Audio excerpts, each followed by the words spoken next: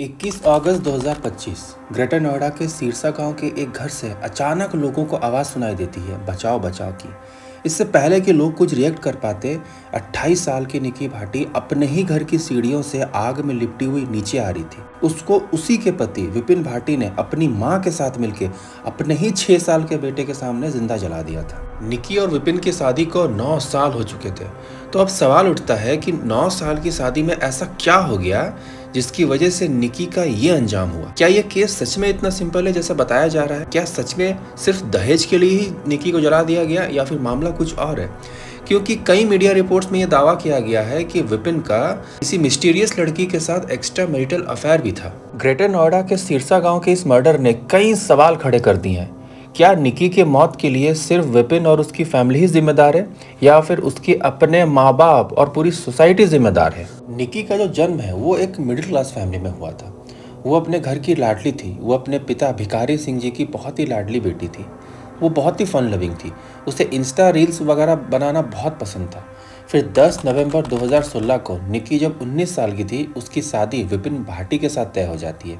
इसके साथ ही जो उसकी छोटी बहन कंचन थी, उसकी भी शादी विपिन के ही भाई रोहित भाटी से तय हो जाती है। मतलब दोनों बेटियों की शादी एक ही घर में हो रही थी, एक ही परिवार में हो रही थी। तो उनकी फैमिली को लगा होगा कि दोनों बेटियां एक ही घर में जा रही हैं तो एक दूसरे के साथ मिलकर रहेंगी और एक दूसरे को सपोर्ट करेंगी। इसीलिए उनकी शादी में निकी की फैमिली ने विपिन की फैमिली की सारी डिमांड्स पूरी की थी। उन्हें स्कॉर्पियो कार दिया था, एक रॉयल इनफील्ड गाड़ी दी थी, गोल्ड दिया था और बहुत सारा कैश भी दिया था। लेकिन उन्हें बिल्कुल भी ये नहीं पता था कि वो जिस नए घर में जा रही हैं उनके लिए वो घर एक नाइटमेयर साबित होने वाला है।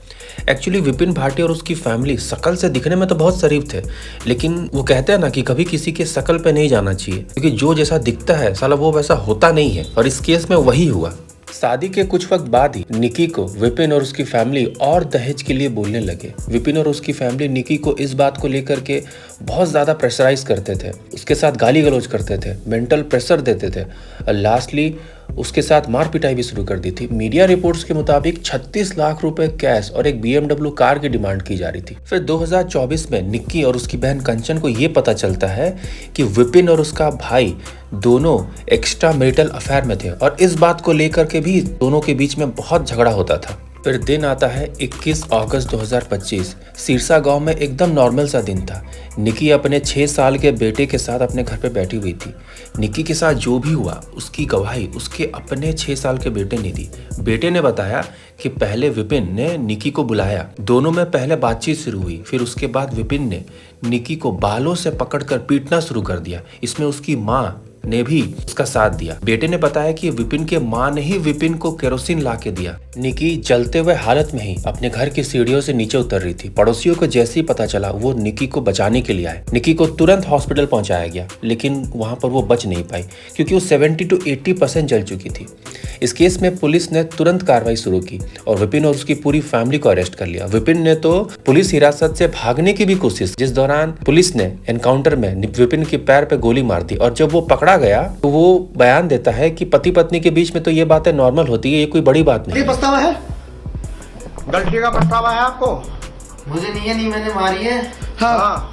ना मैंने कुछ किया है, अपने आप मरी है। हाँ। अच्छा। और आप पहले भी मारपीट करते थे उससे?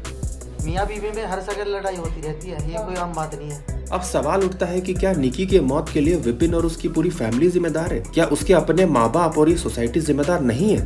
पिछले 9 सालों से निकी और उसकी बहन कंचन के साथ इतना टॉर्चर हो रहा था और इस बात की जानकारी उसकी फैमिली को थी, लेकिन उसकी फैमिली ने कभी भी ऐसा नहीं बोला अपनी बेटियों को कि बेटा तुम लोग के साथ इतना अत्याचार हो रहा है तो तू छोड़ दे, तू आ जा।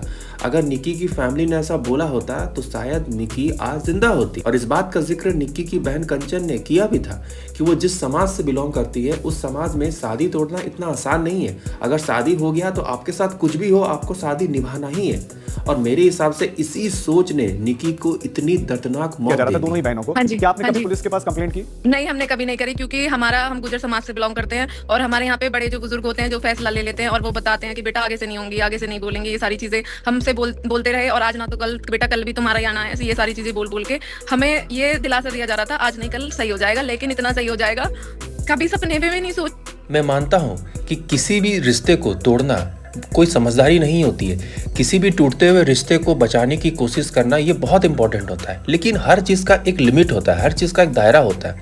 और जिस रिश्ते में वायलेंस आ जाए, जिस रिश्ते में एक पार्टनर दूसरे पार्टनर को फिजिकली टॉर्चर कर रहा हो, तो उस रिश्ते को बचाने का क्या मतलब बनता है। अगर निकी को ये बोल दिया गया होता कि तेरे साथ इतना टॉर्चर हो रहा है, तू छोड़ दे, तो आज 100% निकी जिंदा होती। इसलिए मैं कह रहा हूँ, निकी की इस हालत के लिए विपिन और उसकी फैमिली तो जिम्मेदार है ही, लेकिन उसके साथ साथ निकी की अपनी फैमिली और पूरी सोसाइटी जिम्मेदार है, क्योंकि वक्त रहते उन्होंने ऐसा कोई ठोस कदम उठाया ही नहीं। अगर उठाया होता तो ये दिन देखना ही नहीं पड़ता और निकी आज जिंदा होती।